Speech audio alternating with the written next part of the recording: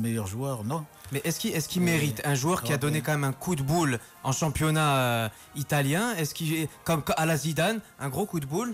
Bah quand même, est-ce qu'il mérite quoi? C'est pas un bon geste, le coup de boule.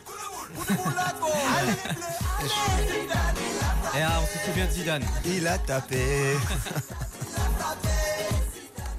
Ah, c'est Eto'o qui a frappé là. C'était Zidane, mais coup de boule aussi d'Eto'o. Eto'o fait la même chose, hein. Il donne un coup au torse d'un adversaire. Est-ce qu'on ne met pas dans le paramètre justement le paramètre éducation, retenue et respect? Oui, du 5% hein, dans un jugement. Il ne faut quand même pas tout confondre pour faire... Bon, il est sanctionné pour ça, il y a des règlements pour ça, mais au niveau de la rentabilité générale, des efforts, de l'aspect créatif, hein, n'est-ce pas, dans le travail que fait ce grand joueur, parce que c'est un grand joueur quand même. Il est artiste sur le terrain. À lui seul est capable, de faire le match. Hein. Ouais.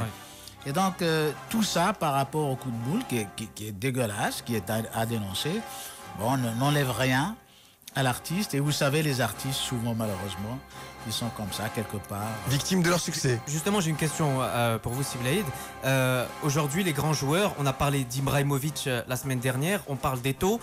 Zidane, lui aussi, a donné un coup de boule. Ce sont des joueurs à fort caractère.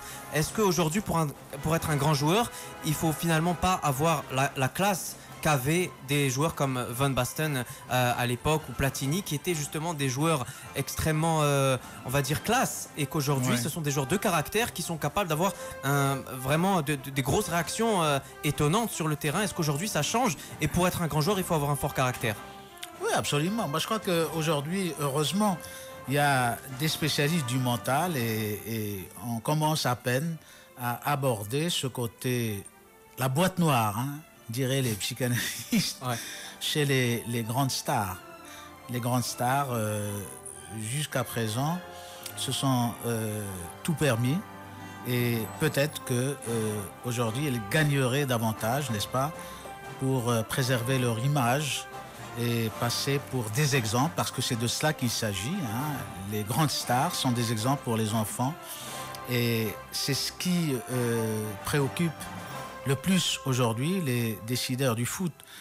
Mais qu'est-ce que vous voulez? Très difficile de se gérer quand on est une grande star, gérer surtout son image. Vous savez, nous sommes aujourd'hui en face d'un éclatement extraordinaire qui fait qu'avec les new media, plus personne parmi les stars ne s'appartiendra plus.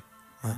Quelque part, il est la propriété de la Vox Populi, de la Doxa, parce qu'il veut bien l'être, parce qu'il est vendu à travers ça. C'est produit. Oui, c'est l'impôt qu'il faut payer quand on est star. On est richement payé, et puis de l'autre côté, il faut savoir se gérer vis-à-vis de l'image qu'on colporte, qui n'est pas forcément l'image de la star qui, à côté, fait des sacrifices et qui se retrouve coincé dans cette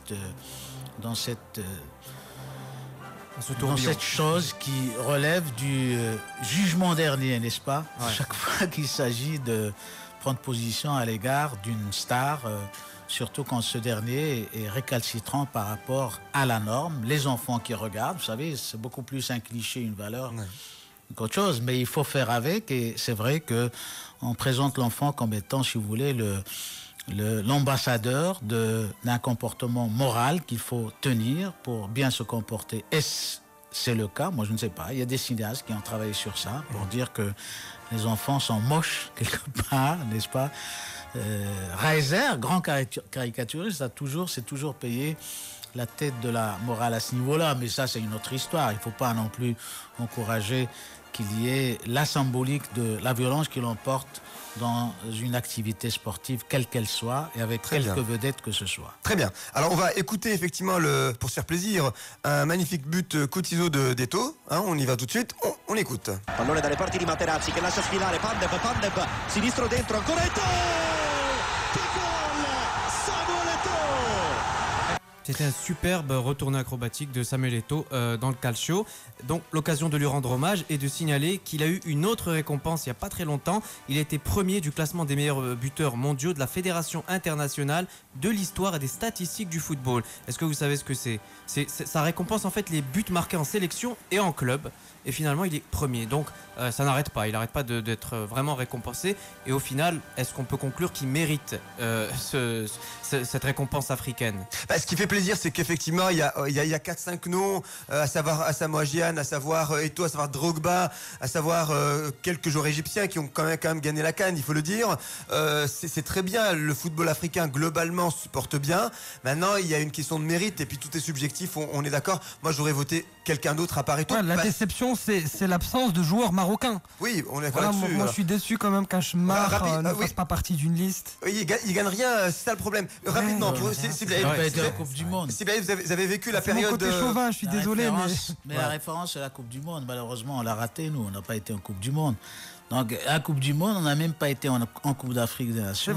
C'est vrai. Qu'est-ce que vous voulez que... On va quand même pas dire que nous sommes la meilleure nation du monde footballistique sans avoir rien réussi. Et peut-être que la raison, c'est que le football quand même est un sport qui est collectif. Donc on est d'accord là-dessus. Il faut que l'équipe arrive pour qu'on puisse effectivement savourer ou sacrer un joueur. Est-ce que vous regrettez l'époque de 86 avec Timomi Ballon d'Or, Zaki Ballon d'Or ? C'était quand même une grande période. Oui, c'était un autre critère. 86, la génération Neybet aussi, hein, ce sont des gens qui ont énormément donné. Et la génération aussi de l'Arb Mbarak, Mehjoub, la triplette. Il y a eu à chaque fois une génération qui a transcendé, disons, le niveau. Le problème, c'est le temps entre les générations. À un moment donné, on a 10 ans sans rien.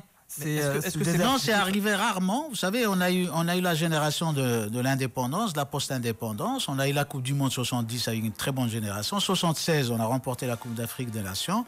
À ce moment-là, il y a eu un vide. Hein. Ouais. Il y a eu un vide jusqu'en 86. 86, puis on s'est repris en 94, 98. C'est ça, c'est qu'il y a 10 ans, il y a des cycles de 10 ans. Non, mais il y a des joueurs, il y a des équipes malchanceux, tout ce qu'on veut, mais il y a du plein avec de bons joueurs. Et c'est ça la différence. Le vide, ça veut dire quoi le vide ? Le vide, vous n'ayez pas Schmar, vous n'ayez pas Hamdaoui, vous n'ayez pas de grands joueurs qui se comportent très très bien au niveau des clubs européens et qui réussissent. Être premier buteur à l'Ajax, c'est pas donné. Hein. Alors j'ai posé la question qu'il ne faut pas poser. Est-ce que ce sont des garçons qui ont grandi au Maroc, justement ?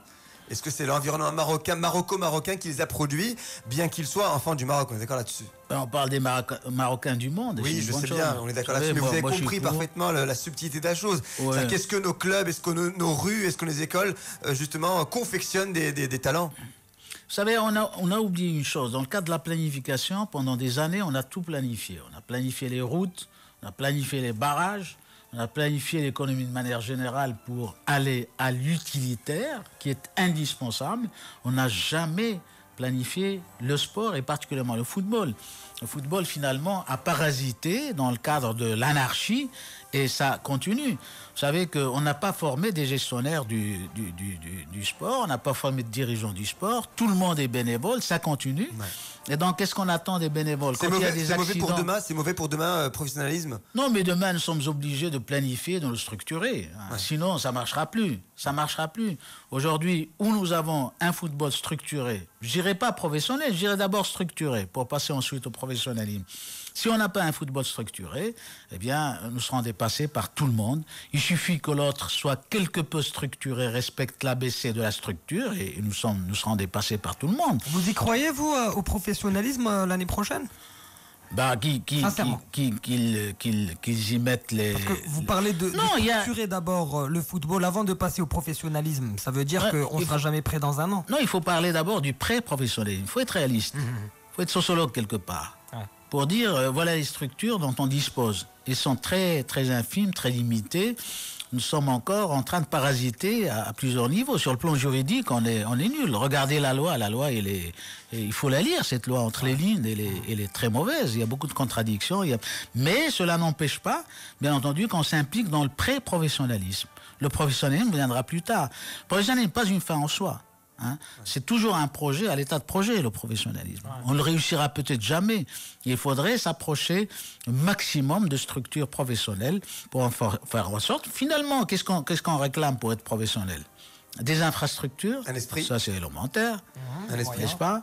Une organisation, le respect des cadres, du capital humain, il faut l'impliquer aussi, on est en train de le faire, il y a aujourd'hui des contrats, respecter les entraîneurs, ce qu'on ne fait pas malheureusement, parce que c'est les boucs émissaires qui sautent les premiers, et puis tout ça c'est le pré-professionnalisme. Après, on peut parler investissement, passer à la cadence supérieure et essayer d'institutionnaliser le football marocain pour en faire des structures professionnelles. Ça viendra avec le temps, ça viendra avec les jeunes, ça viendra avec une autre mentalité, ça viendra avec la gestion, le marketing, la communication.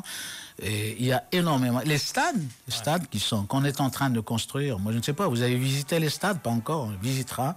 J'espère que ce soit des stades qui répondent aux normes d'un véritable professionnalisme en permettant au public d'être dans des stades.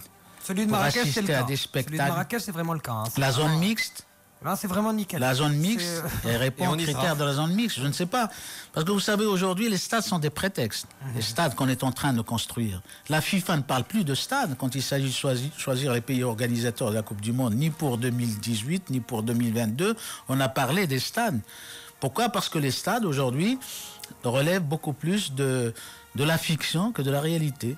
Et aujourd'hui, vous le savez très bien, on va accorder le maximum d'importance au côté visuel, donc filmé, donc à l'image, par rapport au stade qui sera quelque part virtuel avec la mondialisation. Alors, les Chinois ont fait des progrès énormes à ce niveau. Justement, Sibylle, on va essayer d'honorer également nos internautes.